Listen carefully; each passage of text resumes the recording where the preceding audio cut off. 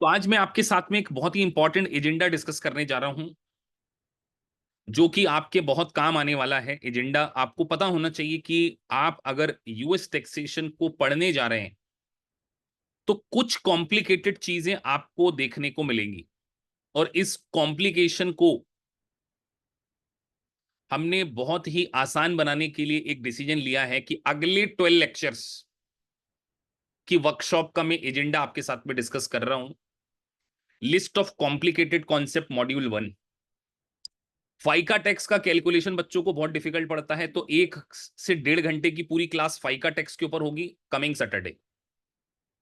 मतलब इसमें हम 1.5 से 2 घंटे, मतलब जो नेक्स्ट सैटरडे की क्लास है वो शायद थोड़ी जल्दी स्टार्ट हो जाए, 9:30 पे स्टार्ट हो जाए या 9:45 पे, लेकिन पूरा FICA tax with example with 10 MCQs cover करेंगे। फिर क्यूबीआईडी बच्चों को बहुत दिक्कत आती है, क्वालिफाइड बिजनेस इनकम डिडक्शन, इसके ऊपर 1.5 घंटे का सेशन, तो कमिंग सैटरडे और संडे के ये सेशन। उसके बाद बच्चों को एनओएल नेट ऑपरेटिंग लॉसेस का कैलकुलेशन कभी समझ में नहीं आता है, उसके लिए अलग से session. AMT alternative minimum tax, इसके लिए पूरा सेशन, मतलब ये वर्कशॉप है स्पेसिफिकली 2-2 घंटे की। फिर गिफ्ट टैक्स का पूरा कैलकुलेशन, सेक्शन 1245 कैप्चर रिकैप्चर सारे एमसीक्यूज कवर करेंगे। फिर उसके बाद सेक्शन 1250 को कवर करेंगे। फिर कैपिटल गेन एस कॉर्पोरेशन के लिए वेरी कॉम्प्लिकेटेड टॉपिक, उसको पूरा डिटेल में कवर करेंगे। पार्टनरशिप का बेसिस सेक्शन 1031 और head of the house hold के ऊपर पूरा 1-1.5 घंटे का। और एक किडी टैक्स, मतलब कितने टॉपिक हो गए ये, 1 2 3 4 5 6 और 6 12, ऐसे मैंने 24 कॉम्प्लिकेटेड टॉपिक चूज किए हैं पहले मॉड्यूल में। तो मैं आपको ये बताने की कोशिश कर रहा हूं कि अगली 24 क्लासेस आपके लिए बहुत ज्यादा इंपॉर्टेंट है। 24 आर 24 क्लासेस है, आर ज्यादा है। 24 क्लासेस मींस अप्रोक्सीमेटली 35 आवर्स।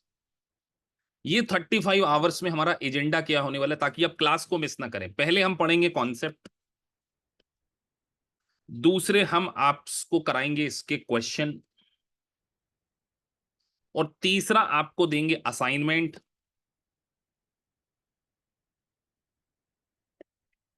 और चौथा हम आपको लेंगे मॉडल टेस्ट पेपर।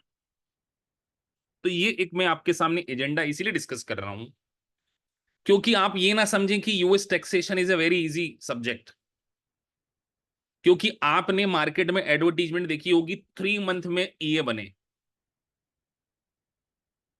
ऐसी देखी होगी एडवर्टीजमेंट की नहीं देखी, पहले तो ये बता दो। कहीं गूगल एडवर्ड्स पे वहां लिखते हैं 30 घंटे रिकॉर्डेड लेक्चर्स, और आपको मेरी 4 क्लासेस का आइडिया लग गया होगा। इंस्टीट्यूट का नाम मैं नहीं बोल रहा हूं। अब आप सोचिए, जो 4 घंटे में मैंने आपको पढ़ाया है, तो आपको समझ में आ गया होगा कि कितना डिटेल हम पढ़ने वाले हैं। तो ये मिथ में बिल्कुल भी ना रहें कि 30 घंटे में इनरोल्ड एजेंट बन सकते हैं, not at all. Chartered accountant भी नहीं बन सकता, और बोलो झूठ बोलते हैं वो लोग, ये मैं आपको बोल रहा हूं। झूठ, कोरा झूठ, मार्केटिंग ट्रिक्स होती हैं। कोचिंग इंस्टीट्यूट का नाम नहीं लूंगा। जब आप ये खुद मेरे 40 घंटे के ये लेक्चर, जब ऑलमोस्ट 35 घंटे इनमें हो जाएंगे जो मैंने आपको नाम दिया, तो आपको आइडिया लग जाएगा कि सर ये कोई मजाक नहीं था। फाइका टैक्स का कैलकुलेशन, ये क्वालिफाइड बिजनेस एनुअल, ये जब ये एएमटी का कैलकुलेशन, जब ये कैलकुलेशन आपको खुद आ जाएंगे और इसकी मॉडल टेस्ट पेपर आप दे देंगे, तो आपको खुद को आइडिया हो जाएगा कि सर झूठ नहीं बोल रहे थे। तो एड्स के चक्कर में ना जाइए, अपने को प्रचार में नहीं आना है। तो आपके मन में जो मिथ है कि इनरोल्ड एजेंट और यूएस टैक्सेशन यूं बजा के पास हो जाएंगे, यूं बजा के कोई भी पास नहीं होता। इसीलिए मैंने ये बेसिक क्लासेस ली हैं। तो आज से हम ये 12 टॉपिक मैंने आपको बता दिए हैं, क्योंकि ये 12 टॉपिक्स में ऐसे मैंने कितने टोटल बोले, 25 समथिंग टॉपिक मैंने छाटे हैं पूरे इंटायर पार्ट 1 पार्ट 2 पार्ट 3 में।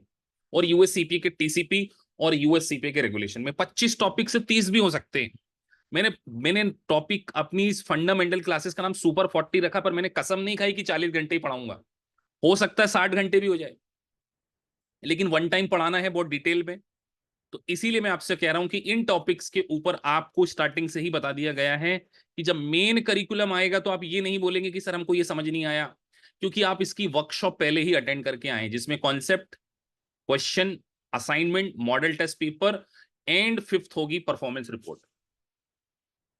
परफॉर्मेंस रिपोर्ट और सिक्स्थ होगा आपका एक फुल मॉक फॉर, ये सब तैयारी मैंने कर ली है। तो ये सारी चीजें करने के बाद ये श्योर है कि यूएस टैक्सेशन में आपको दो फायदे होंगे। पहला फायदा, आप किसी भी जॉब इंटरव्यू को क्रैक कर पाएंगे, मेरी गारंटी है। अगर आपने ये काम कर लिया, जॉब इंटरव्यू आप तुरंत अपने प्रोफाइल में रिज्यूमे को रीड्राफ्ट कर लेना और यूएस टैक्सेशन उसमें मेंशन कर देना और ये परसुइंग। दूसरा फायदा, आपके एग्जाम पास होने के चांसेस 100% बढ़ जाएंगे। अगर आपने ये सारा काम कर लिया तो I am ready. US taxation मेरी मोहब्बत है, मतलब मुझे टैक्स सब्जेक्ट पढ़ाना बहुत अच्छा लगता है। तो मैं तो आप लोगों के साथ में हार्डवर्क करने के लिए रेडी हूं। अभी क्लास में 150, 136, 140 बच्चे धीरे धीरे और आएंगे। मैं उम्मीद करता हूं कि अभी सभी लोग लाइव रहेंगे। सर कब तक हम इसको कंप्लीट कर लेंगे, अगला क्वेश्चन ये आता है। तो इसके लिए मैंने दिए 40 घंटे, 35 घंटे मतलब मैंने निकाले हैं। अब 35 घंटे हम 35 दिन में तो नहीं पढ़ सकते, क्योंकि आपको पढ़ना है, समझना है, सब कुछ करना है। लेकिन इनके ऊपर आपको नोट्स भी मिलेंगे। सबसे अच्छी बात इसके अंदर, इसी तरीके से ब्यूटीफुल नोट्स में आपको दूंगा, उसके अंदर केस स्टडीज दूंगा, असाइनमेंट दूंगा, और आप इसको अच्छे से पढ़ेंगे तो आपको समझ में आ जाएगा कि सर ये चीजें हमने पढ़ी हैं। और देखो 3 महीने डिले बन जाना, लेकिन नॉलेज के साथ में बन गया आपका यूएस टैक्सेशन का पेपर निकलना सर्टेन है। चलिए, तो अब ज्यादा बात नहीं करते हैं और सीधे काम पे आते हैं। आज मैं आपको एक बहुत ही इंपॉर्टेंट कॉन्सेप्ट सिखाने जा रहा हूं, amount realised versus consideration paid. आपको लग रहा होगा सर बहुत ही आसान सी चीज है ये, लग रहा है कि नहीं लग रहा है कि सर एक शब्द लिखा है वहां पर amount realised and amount paid, कितको लग रहा है सर बहुत सरल सी बात है ये। लग रहा है कि नहीं लग रहा है आपको कि सर अमाउंट रियलाइज मतलब जो रिसीव हुआ, और जो अमाउंट पेड किया मतलब जो पेमेंट किया, ये होता होगा। बस यहीं पर आप जब यूएस टैक्सेशन का मेन सब्जेक्ट पढ़ोगे तो इन पॉइंट्स में आप स्ट्रगल करोगे। इसलिए मैं पहले से बता रहा हूं, आपसे क्वेश्चन पूछते हुए मैंने यहां पर एक वर्ड लिखा, अमाउंट रियलाइज्ड। मतलब कहीं ना कहीं अमाउंट रियलाइज का मतलब हम ये कह सकते हैं कि सर हमें कहीं ना कहीं इनफ्लो ऑफ कैश हो रहा है। अमाउंट रियलाइज मतलब कहीं ना कहीं इनफ्लो ऑफ कैश हो रहा है, ये मान के चलें हम। और अमाउंट रियलाइज्ड वर्ड इतना इंपॉर्टेंट क्यों है? अमाउंट रियलाइज का मीनिंग यहां पर यह है, अमाउंट रियलाइज का मीनिंग कि अगर कोई एसेट्स को आप सोल्ड कर रहे हैं तो उसके लिए आपको कितना अमाउंट रिसीव्ड हो रहा है। बहुत सिंपल सी बात लिखी, सिंपल सी बात है। तो sir amount realise important concept क्यों है? तो सबसे पहले, जब कभी भी आप कैपिटल गेन का कैलकुलेशन करेंगे, किसका? कैपिटल गेन का कैलकुलेशन। तो कैपिटल गेन का कैलकुलेशन करते समय amount realise is a very very important concept.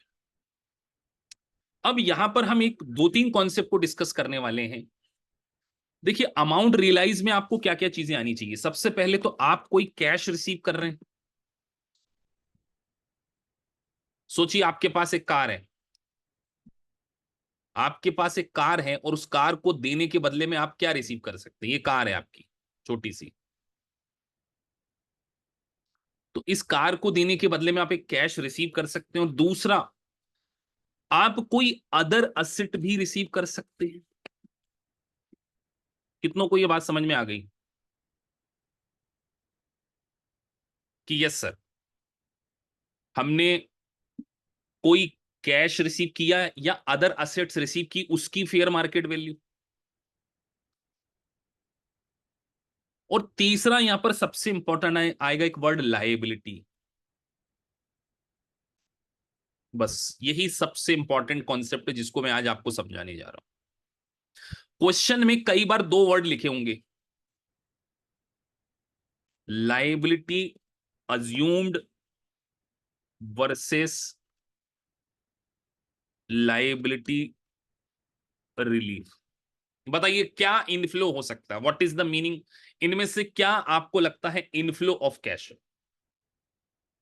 Liability relief versus liability assumed. तो ध्यान रखिए कि आपका डेट था, वो कोई और पे कर दे तो ये अजम्पशन हुआ या रिलीफ हुआ आपके लिए? आपके लिए लायबिलिटी अज्यूम हुई या लायबिलिटी रिलीफ हुई? तो ऑब्वियस सी बात है सर, यहां पर हम बात कर रहे हैं liability relief. Very very important concept. चलिए सर इसको थोड़ा सा एग्जांपल के थ्रू समझते हैं। लेट्स से आपके पास एक कार थी, जो हमने ये एग्जांपल लिया। कार की बुक वैल्यू आपके पास थी $90,000। ठीक है सर, और आपका नाम है मिस्टर टॉम। सर हमारा नाम है मिस्टर टॉम, हमारे पास एक कार थी जिसकी बुक वैल्यू थी 90,000। मिस्टर टॉम से एक मिस्टर एलेक्स बात करते हैं कि यार मुझे आपकी कार पसंद आ गई है, your car is very good, I want to buy. लेकिन मेरे पास भी एक ओल्ड कार है, उसकी फेयर मार्केट वैल्यू मुझे पता है $25,000 है। बोले ठीक है, आपके पास एक बहुत अच्छी कार है। मिस्टर टॉम बोलता है कि यार मेरी जो कार है वो अभी अभी खरीदी, उसके ऊपर मैंने ऑलरेडी एक लोन ले रखा है, और वो लोन अभी मैंने जो लिया वो पूरा पेमेंट नहीं किया, उसका $40,000 ही पे किया।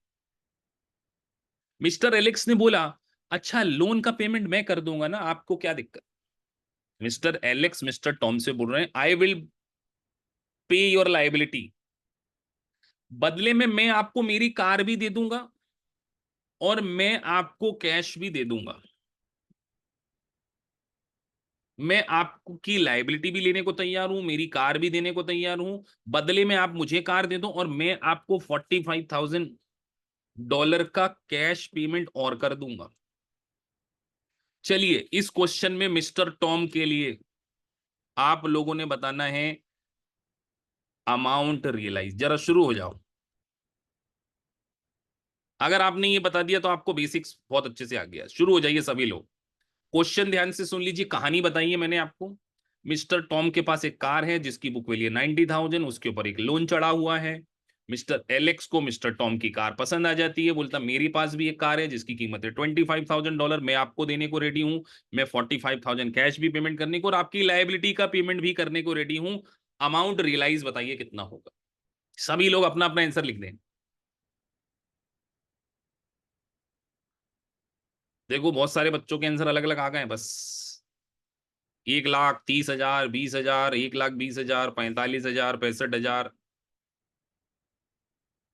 70,000, 95,000, 45,000, 85,000, 20,000। तो आप देख रहे हैं कि आप कितने कंफ्यूज्ड हैं। अभी आपको टेक्स्ट तो पढ़ने की जरूरत नहीं, आपको तो सबसे पहले यह समझने की जरूरत है कि आप टेक्स्ट को भूल जाओ। जब कभी भी इस प्रकार का कंफ्यूजन हो जाए तो हमें निकालना है इनफ्लो। क्या निकालना है? Inflow. Inflow is equal to amount realise, simple भाषा में।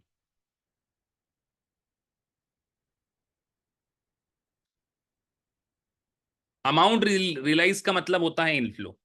तो चलिए मिस्टर टॉम के पास क्या क्या आ रहा है, कौन बताएगा? सबसे पहले क्या आ रही है? ओल्ड कार आ रही है। आप सोचो कि हाँ सर हमारे पास आ क्या रहा है, ओल्ड कार आ रही है, उसकी फेयर मार्केट वैल्यू $25,000, क्या दिक्कत? सर हमको मिस्टर एलेक्स कैश का भी पेमेंट कर रहे हैं, बिल्कुल पे कर रहे हैं सर, कैश का पेमेंट दे रहे हैं $45,000। अब मैं आपसे एक बात पूछना चाहता हूं कि आपके ऊपर कोई लोन चढ़ा था, वो मैं पे कर दूं तो आपको पैसा मिल रहा है या नहीं मिल रहा है? मैं तो आपसे ये पूछना चाहता हूं, मेरा क्वेश्चन आपसे ये है सिर्फ। आपके ऊपर लोन चढ़ रहा था, मैं बोल रहा हूं मैं पे कर दूंगा, तो वो आपके लिए इनफ्लो है या नहीं है? किसको लगता है ये इनफ्लो नहीं है? ऑब्वियस सी बात है सर, ये हमारे लिए इनफ्लो है ना, क्योंकि सामने वाला हमारा लोन का पेमेंट कर रहा, तो मेरे ऊपर एक लायबिलिटी थी, अब इसका भी मुझे पेमेंट मिल रहा है, और वो कौन पे करने को रेडी है? 40,000। तो सर टोटल मिलाकर मेरे लिए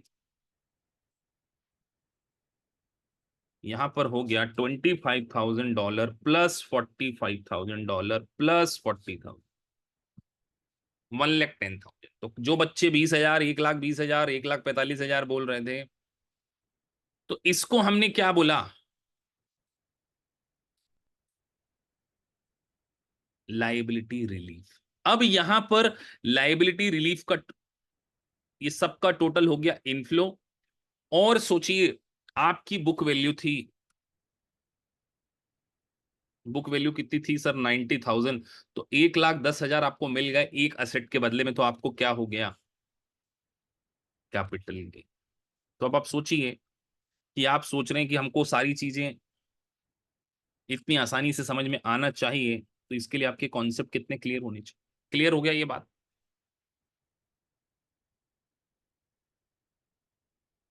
लाइबिलिटी रिलीफ मैंने 40,000 लिखा है ना, 50 कहाँ लिखा है? तो अमाउंट रियलाइज का calculation is very very important. Clear हो गया सभी को? चलिए नोट्स में पढ़ लेते हैं।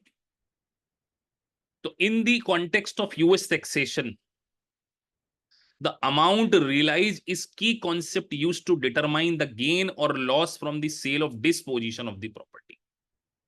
अब मैं एक बहुत बड़ी इंपॉर्टेंट बात बोल रहा हूं, अमाउंट रियलाइज के ऊपर कभी भी टैक्स नहीं दिया जाता, अमाउंट रिकॉग्नाइज के ऊपर टैक्स दिया जाता है। कितनों को ये बात भी समझ में आ गई?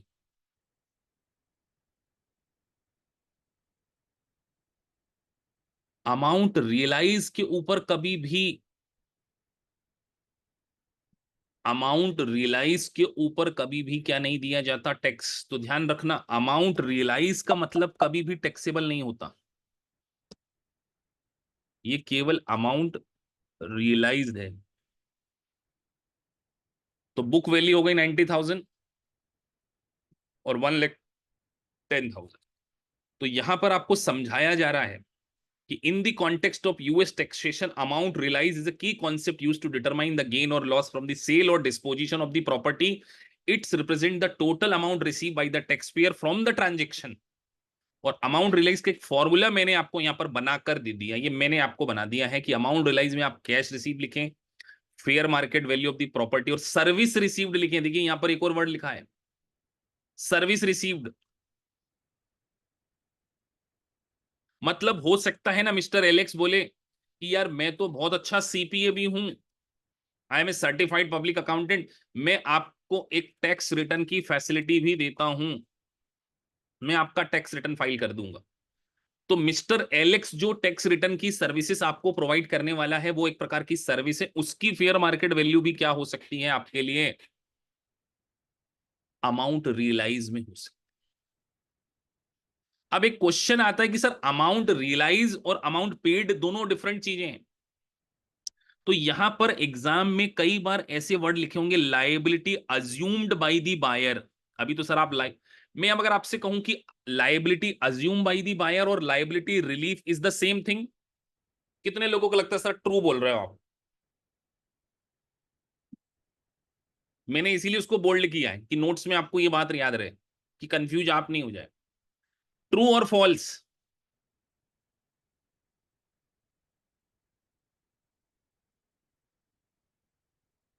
कई फॉल्स लिख रहे हैं, कई ट्रू लिख रहे हैं, कई लोगों को समझ ही नहीं आया कि liability assumed by the buyer.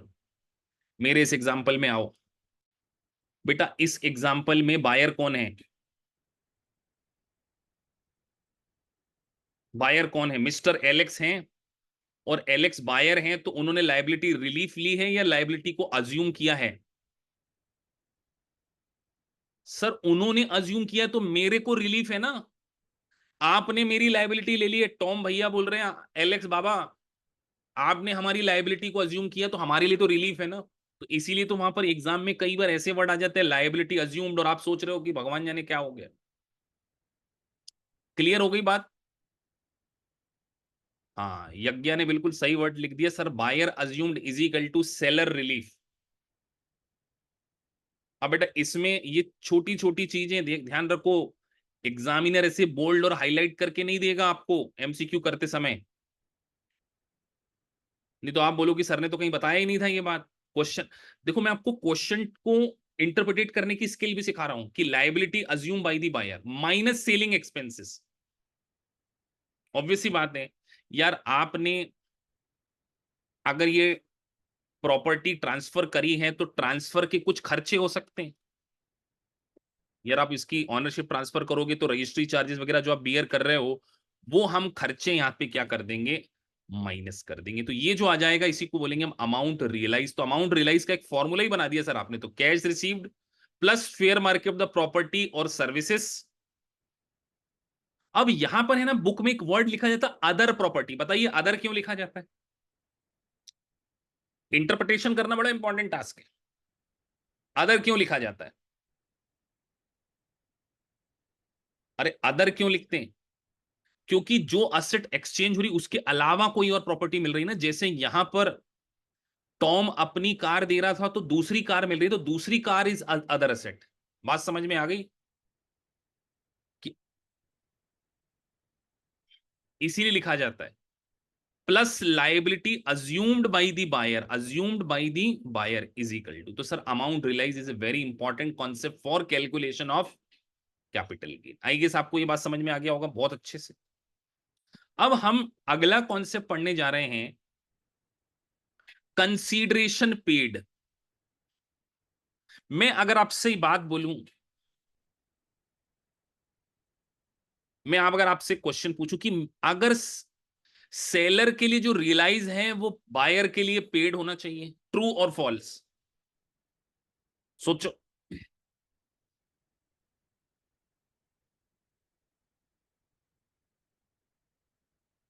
यही तो सोचना है अपने। जो मेरे लिए रियलाइज है वो उसके लिए कंसीडरेशन पेड होगा। यार मैं आपसे 10,000 रिसीव कर रहा हूं तो आप 10,000 पे कर रहे हो, इसमें कोई नई बात है क्या?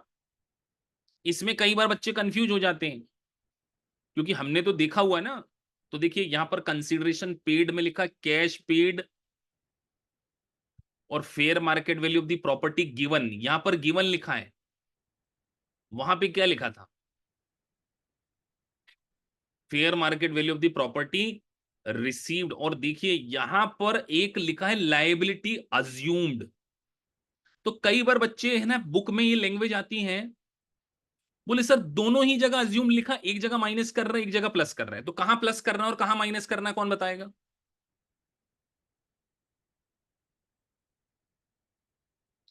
कहां पर प्लस करना है और कहां पर माइनस करना है? तो सर एक लिख लें क्या यहां पर सर ऐसा कुछ? तो सर प्लस करना होता है, सेलर इसको कंसीडरेशन रिसीव्ड में क्या करेगा, प्लस करेगा। किसको प्लस करेगा?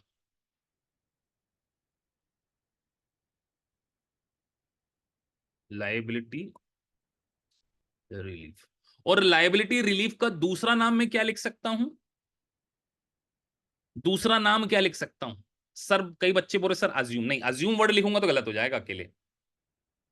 अज्यूम्ड वर्ड गलत लिखूंगा तो assumed by the buyer. Very good, Gurnoor Singh ने सही लिखा कि sir assumed by the buyer लिखिए।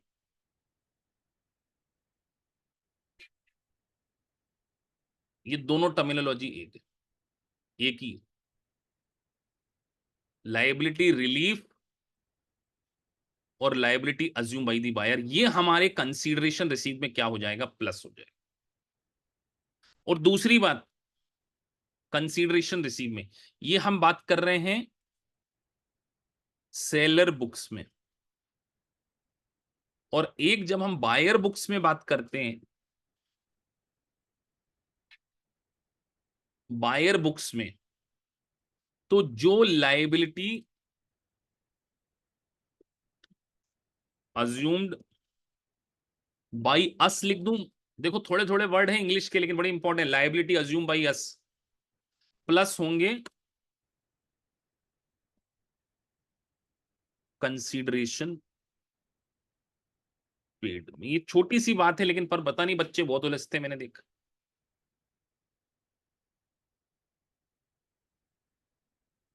Liability assumed by S plus in consideration paid. बात समझ में आ गई कि नहीं आ गई? पूरी क्लियर हो जाना चाहिए यहाँ पर पिक्चर। ये बहुत ही इंपॉर्टेंट कॉन्सेप्ट है जिसके कारण कई बार तो हमने इसको क्या करा है इनफ्लो और आउटफ्लो के लिए, इस इनफ्लो और आउटफ्लो के लिए। तो देखिए यहां पर कंसीडरेशन पेड की डेफिनेशन में मैंने क्या फॉर्मूला बना दिया, cash paid plus fair market value of the property given plus liability assume plus transaction cost. देखिए वहां पर सेलिंग कॉस्ट को माइनस किया गया था, लेकिन यहां पर जब हम खरीद रहे हैं तो ट्रांजेक्शन कॉस्ट को प्लस किया। ये बात भी सिंपल है, समझ में आ जाना चाहिए।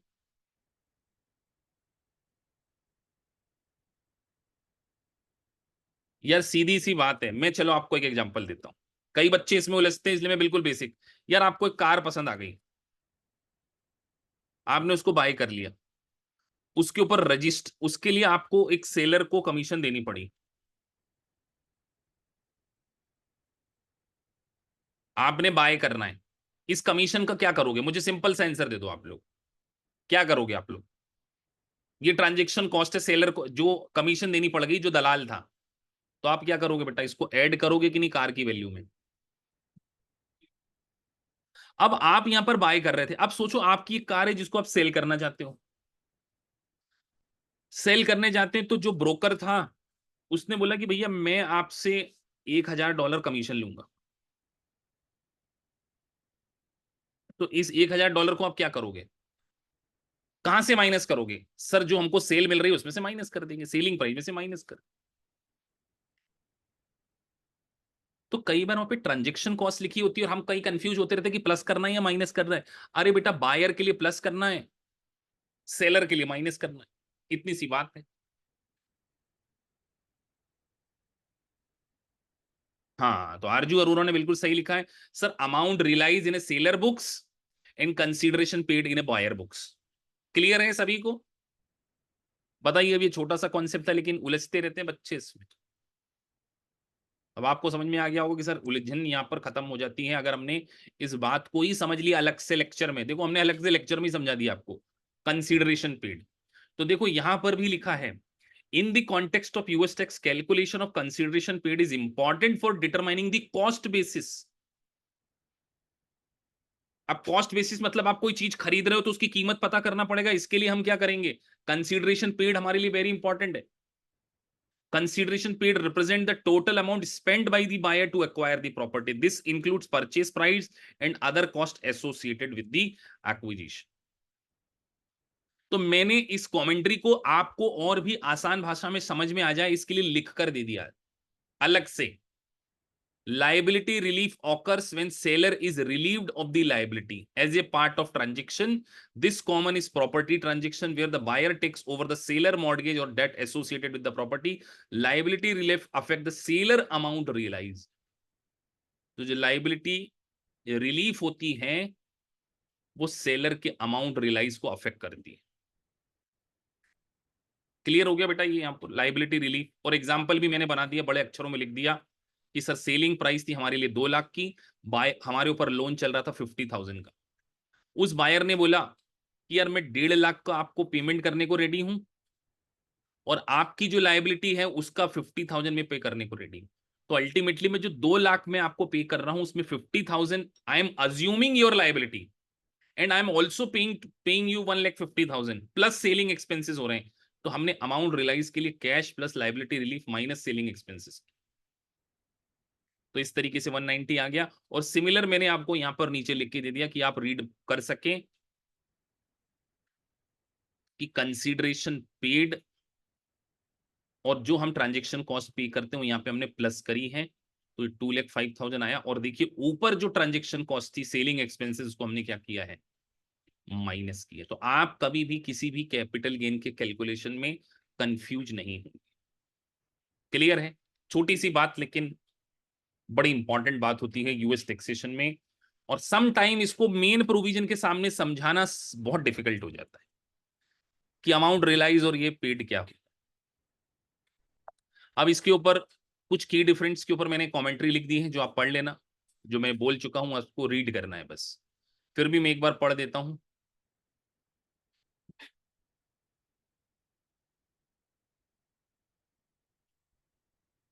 Impact on seller, liability relief, increase the seller amount. और अगर आपका सेलर अमाउंट रिलाइज बढ़ जाएगा तो अल्टीमेटली आपको हायर टैक्सेबल गेन होगा। ये बात तो नॉर्मल सी आपको समझ में आ गई होगी, कोई इसमें बहुत ज्यादा दिमाग लगाने की जरूरत है क्या? कि अगर मेरा अमाउंट रियलाइज बढ़ते जाएगा तो मेरे ऊपर अमाउंट रियलाइज बढ़ेगा तो मेरा गेन बढ़ेगा या कम होगा?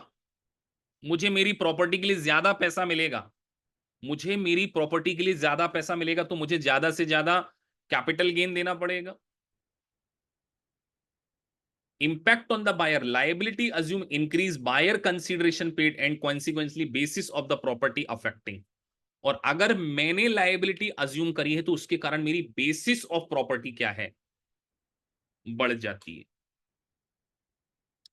अब मैं आपसे एक बात पूछता हूं, क्या हम ऐसा भी सोच सकते हैं कि सर एक ही पर्सन अज्यूम भी कर ले और एक ही पर्सन रिलीव कर ले तो क्या होगा? चलिए एक एग्जांपल बनाते हैं कॉम्प्लिकेटेड और आपको देते हैं मौका। अगर आपने ये अमाउंट सही बता दिया तो आपको पूरा कॉन्सेप्ट आ चुका है। एग्जाम्पल मैं बना रहा हूं, सेल्फ एग्जाम्पल यहीं पर बनाते हैं और आप इसका आंसर अमाउंट में दे देना जो आपने पढ़ा। आपके पास एक बिल्डिंग है, उसकी book value, for your kind information book value को बोलते हैं बेसिस। क्लियर है?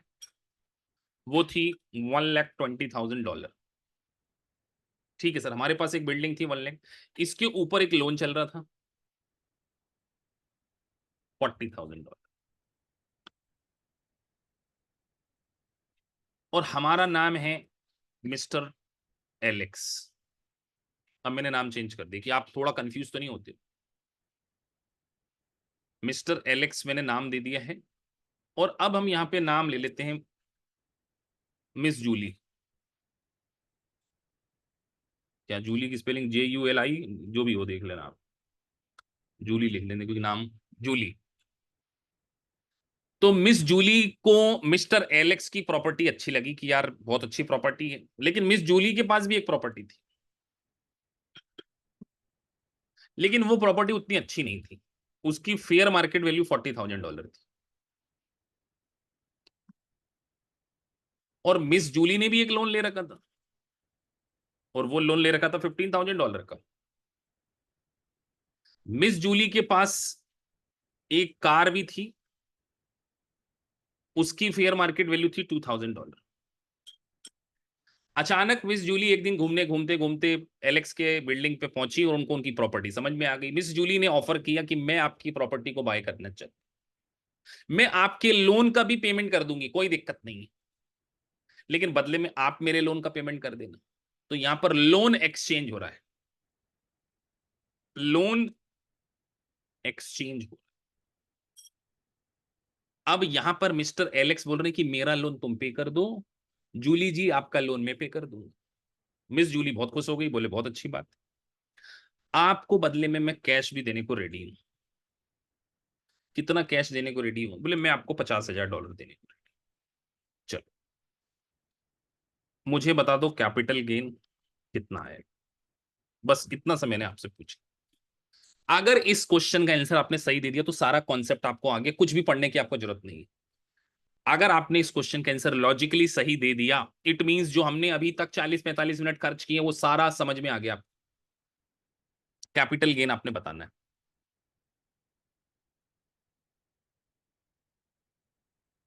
हमने इस क्वेश्चन में मान लिया कि बुक जो जूली की फेयर मार्केट वैल्यू और बुक वैल्यू सेम है, वी अज्यूम्ड दैट। ठीक है, मिस जूली के पास जो प्रॉपर्टी उसकी फेयर मार्केट वैल्यू और बुक वैल्यू सेम हो सकती है, हम तो कॉन्सेप्ट समझ रहे हैं ना। अब आपने इस क्वेश्चन का आंसर देना है।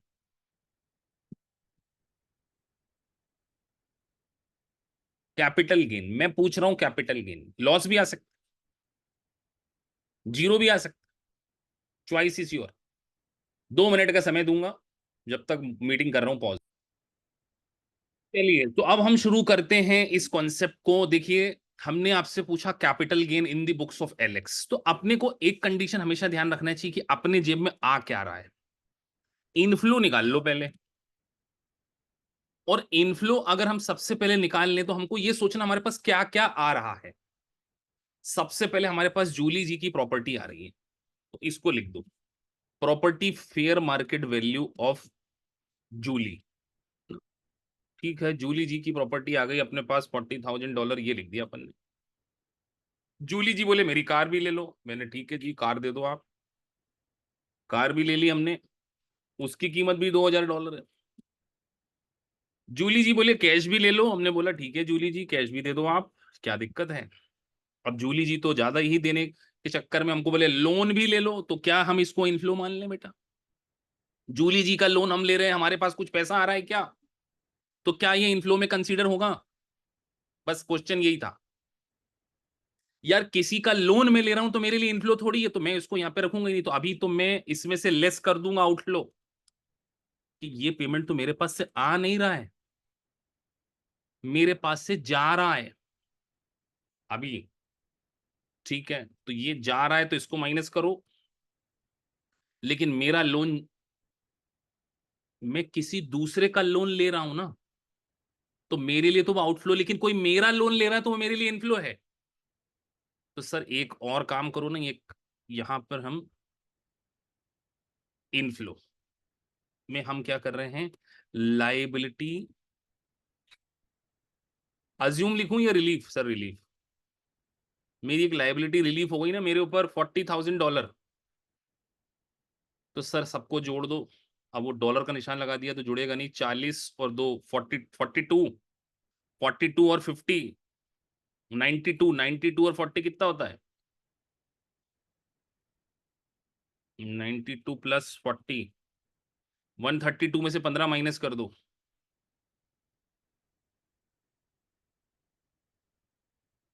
तो 1,17,000 मेरा इनफ्लो है। और मैंने आपको कैपिटल गेन निकालने का बोला है बिल्डिंग के ऊपर, तो सर बिल्डिंग की बुक वैल्यू कितनी थी? अब आप कई लोग भूल गए होंगे, सर हम तो ये लिखना भूल गए थे, ये हो गया था, वो हो गया था, तो बस था थी मैं उलझे रहा हूं। 3,000 लॉस, क्लियर है? कितने लोगों का 3,000 लॉस था? ईमानदारी, हैंड रेस कर दो बेटा, सिर्फ हाथ खड़े कर देना कि सर हम लोग सब सही थे। 26, 27, 28 बच्चे, 29, 30, झूठ नहीं बोलना है। चलो बाकी सारे सही थे, तो अब देखो कितना कंसेप्ट सरल था। तो हमने सर इसके अंदर आपको एक साथ दो कंसेप्ट समझा दिए, हमने लायबिलिटी एक्सचेंज भी समझा दिया आपको। तो कई बार लायबिलिटी अज्यूम करना, मतलब रिलीफ और अज्यूम एक ही क्वेश्चन में दिया जा सकता है, जरूरी नहीं है कि आपको। अभी सबको क्लियर है, सभी एक प्लेटफॉर्म पे है 3,000। कोई भी क्लास में ऐसा बच्चा जो बोले सर ये बात समझ में नहीं आई, क्योंकि ये बात आज समझ में नहीं आई तो फ्यूचर में बिल्कुल नहीं आएगी, इसलिए बोल रहा हूं फ्यूचर में मैं मान के चलूंगा सब आता है, क्योंकि फ्यूचर में आप नहीं बोल सकते, you don't have right to speak कि सर हमको समझ में नहीं आया, क्योंकि मैंने आपको यहां पर पूरी तरीके से रिलीफ का कॉन्सेप्ट समझा दिया। अब मुझे बताओ जूली के लिए कंसीडरेशन पेड कितना कहलाएगा? अब आप कैलकुलेट करो या आप यहीं पर तुरंत बता सकते हो।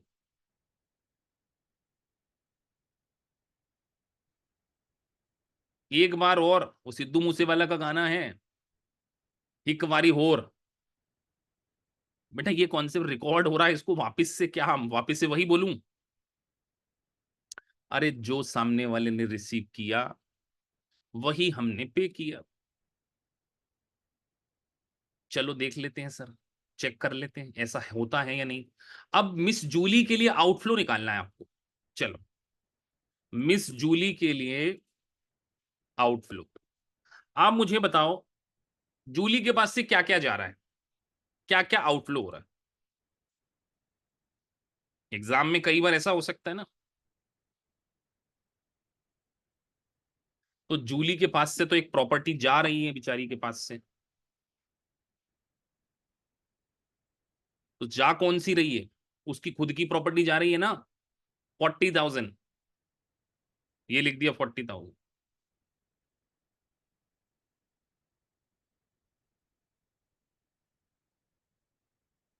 ठीक है। दूसरी, अब हम बात करें, कैश पेड कर रही है जूली। जूली कितना पे कर रही है सर? 50,000। और एक कार भी जा रही है।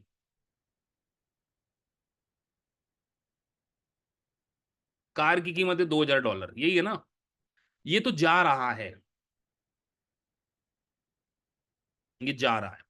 50 दो। और अब एक चीज और देखो कि जूली जो है वो किसी और का लोन एक्सेप्ट कर रही है। Loan assumed. किसका लोन अज्यूम्ड कर रही है? ऐसा सोचना पड़ेगा। सर जूली जो है वो 40,000 का लोन अज्यूम कर रही, तो उसको फ्यूचर में देना पड़ेगा, तो 40,000 का, 40,000 का ही था ना लोन। अमाउंट गलत तो नहीं लिख दिया मैंने? ठीक है। तो ये तो जूली का ग्रॉस आउटपुट हुआ।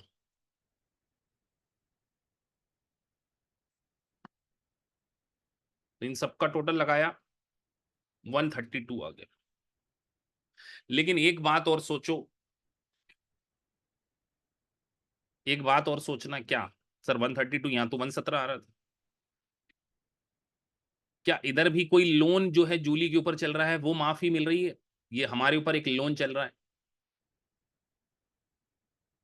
तो हमारे ऊपर लोन चल रहा है, तो यहां पर लोन को हम क्या लिखें? अज्यूम लिखें या रिलीफ लिखें?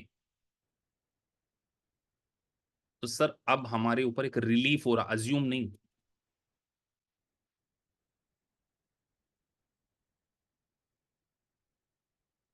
यहां कर दिया -15,000, तो नेट आ गया 1,17,000। तो इसको बोलते हैं 1 लाख। तो सोचिए जो वो पे कर रहा है वो हम रिसीव कर रहे हैं, तो जो हमारे पास एक न्यू प्रॉपर्टी आ रही है, न्यू प्रॉपर्टी कौन सी आ रही है? बताओ कौन सी आ रही न्यू प्रॉपर्टी?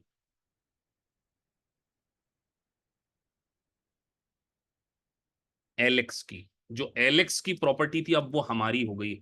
इसको हम बोल सकते basis of new property.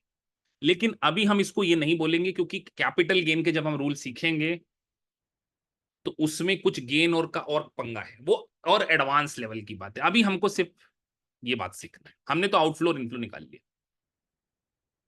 Clear है सभी को? ये जो बिल्डिंग था इधर क्या आ गया?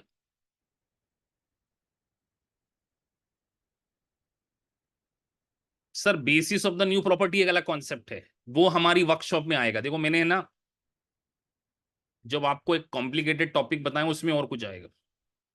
बिल्कुल, Julie will also pay capital gain on her property. अब लेकिन क्या सर वो लाइक काइंड, इसमें एग्जम्पशन आ जाएंगे सेक्शन 1031, जिसको मैं आपको समझाऊंगा कि वो लाइक काइंड प्रॉपर्टी है क्या, कि एक प्रॉपर्टी को देख के अगर दूसरी प्रॉपर्टी मिल जाती तो उसके ऊपर कैपिटल गेन एग्जम्पशन हो जाता, फिर वहां पे आ जाता रूल्स।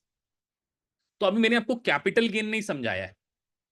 आप ये मत सोचना कि हमने कैपिटल गेन सीखा, हमने तो अमाउंट रियलाइज्ड से भी ज्यादा हमारा कंसर्न था लायबिलिटी वाले पोर्शन को समझना। मतलब हमने जो पूरा फोकस किया है, आज कैपिटल गेन नहीं सीखा, क्योंकि उसकी तो पूरी वर्कशॉप है अलग से, 2 ढाई 3 4 घंटे जो हम लगेंगे, तो वो हम फ्यूचर में सीखेंगे।